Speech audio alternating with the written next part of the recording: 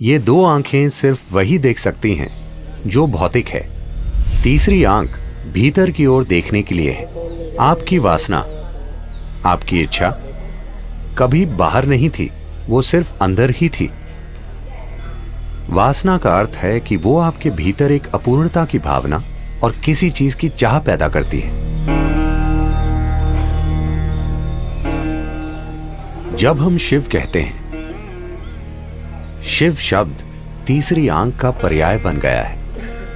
तीसरी आंख, उसका यह मतलब है ये दो आंखें बाहर देखने के लिए हैं।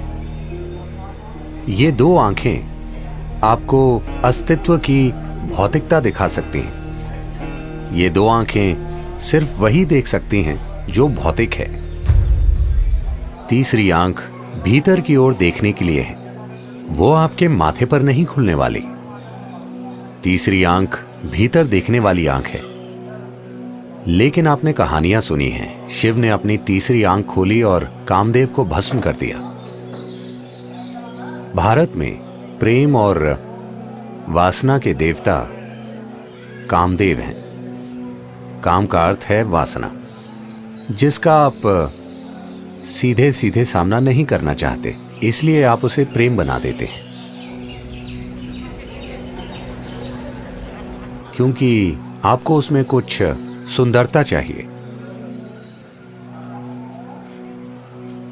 तो वो एक पेड़ के पीछे छिपकर शिव के दिल पर तीर चलाते हैं। तीर उड़ने लगता है और शिव थोड़ा परेशान हो जाते हैं। फिर वो देखते हैं कि ये काम है,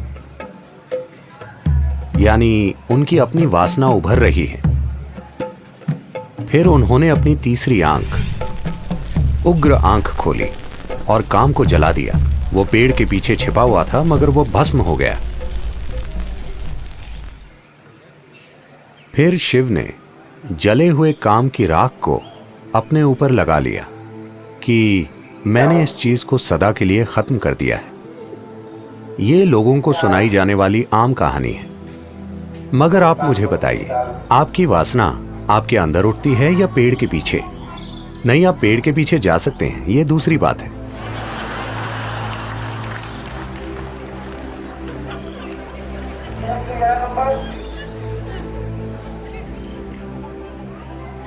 मगर वो उठती कहां है?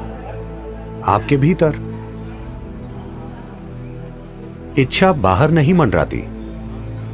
ऐसा नहीं है कि एक सुंदर स्त्री या एक सुंदर पुरुष बैठा है तो आपकी इच्छा जागती है, क्योंकि इच्छा काम आपके भीतर है। इसीलिए उन्होंने अपनी तीसरी आंख खोलकर अपने अंदर के काम को जला दिया, उसे नहीं जो बाहर खड़ा है, क्योंकि वो कभी भी बाहर नहीं खड़ा था।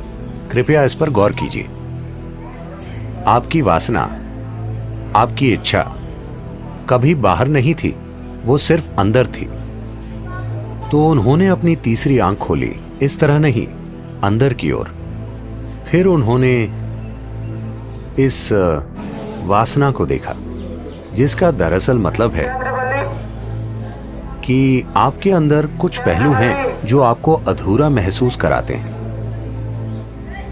तो आप सोचते हैं कि आप किसी चीज का या किसी व्यक्ति के पीछे जाने पर ही पूरे होंगे। वासना सिर्फ विपरीत लिंग की बात नहीं है, शॉपिंग भी वासना है, क्योंकि आपको किसी चीज के पीछे जाना होगा, तभी जीवन पूरा होगा। हर इच्छा वासना है, क्योंकि उसके बिना मेरा अस्तित्व नहीं हो सकता।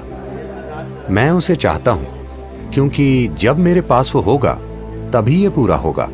वो कोई चीज हो सकती है, पद हो सकता है, ताकत हो सकती है, सेक्सुअलिटी हो सकती है, कोई फर्क नहीं पड़ता कि वो क्या है। वासना का अर्थ है कि वो आपके भीतर एक अपूर्णता की भावना और किसी चीज की चाह पैदा करती है, जिससे आपको लगता है अगर आपके पास वो नहीं है तो आप अधूरे हैं। तो वो अपने अंदर के काम को जलाने का फैसला करते हैं। उन्होंने काम को जलाया और फिर पसीने की जगह उनके शरीर के छिद्रों से राख निकली। ये यौगिक कथा है। आम लोगों को सुनाई जाने वाली कहानी ये है कि वो पेड़ के पीछे छिपा था और उन्होंने उसे जला दिया, अपनी तीसरी आंख खोलकर उसे जला दिया फिर उस राख को लेकर अपने ऊपर लगा लिया। कहानी का यौगिक आयाम यह है कि उनके भीतर काम जगा।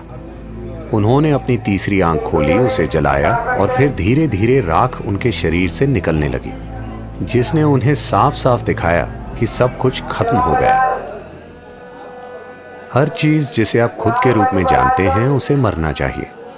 जब मैं मृत्यु कहता हूं, भौतिक मृत्यु नहीं है जो समस्या है। सवाल है हर उस चीज को खोना जिसे आप अभी मैं के रूप में जानते हैं, आपकी शख्सियत, आपकी पहचान। Once you learn to be an individual, एक बार आप शारीरिक और मानसिक ढांचे से परे एक व्यक्ति होना सीख लेते हैं, इसका अर्थ है कि आप मर चुके हैं। मृत्यु को जीने का यही मतलब है। तो अगर आप जानते हैं कि शारीरिक और मानसिक ढांचों के बिना एक व्यक्ति कैसे बने, तो आप मृत्यु को जीते हैं। अगर आप मृत्यु को जीते हैं तो आप अपने अस्तित्व में शाश्वत हैं।